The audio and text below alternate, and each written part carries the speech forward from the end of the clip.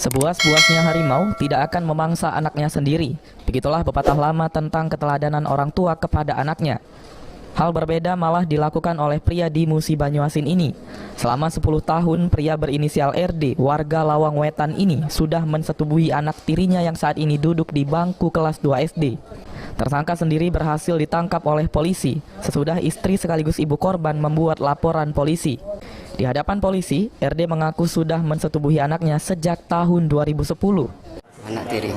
Anak tiri bapak, tega bapaknya beli anak bapak itu berapa tahun? Sudah berapa tahun? Selama berapa tahun? Mulai dari 2010. Sejak sekolah kelas berapa? Ya, sejak saya jadi dengan istri saya. Oh gitu ya. Dia duduk di berapa? Kelas berapa? Waktu itu? Kelas 2 SD. Kelas 2 SD. Bapak cabuli sampai sekarang. Sekarang udah SMA ya? Tidak sekolah. Tidak sekolah lagi. Nah, kenapa bapak mencabuli anak bapak itu ngapa? Anak tiri bapak dicabuli itu?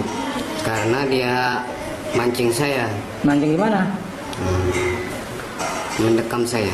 Mendekam saya. Mendekam. Ya, sebagai anak mendekam pada orang tua kan itu penuh kasih sayang, Pak. Bapak tega mencabuli bapak.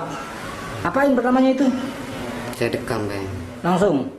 Kanit PPA Polres Muba dalam aksinya tersangka mengancam korban akan membunuh ibu kandungnya. Menurut pengakuan dari korban disetubuhi sejak orang tuanya menikah lagi. Setelah 2 bulan menikah dengan ibunya, pelaku menyetubuhi korban sejak tahun 2010. Sampai sekarang.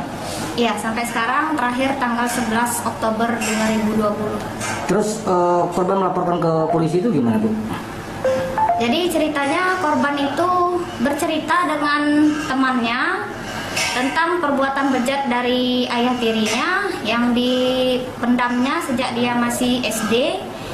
Namun karena korban ini sudah tidak sanggup lagi dan akhirnya bercerita dengan teman dan teman menceritakan dengan Pak Kades dan akhirnya dibawa ke Polres Muba dan dilakukan penyelidikan dan akhirnya pelaku dilakukan upaya paksa melakukan penangkapan.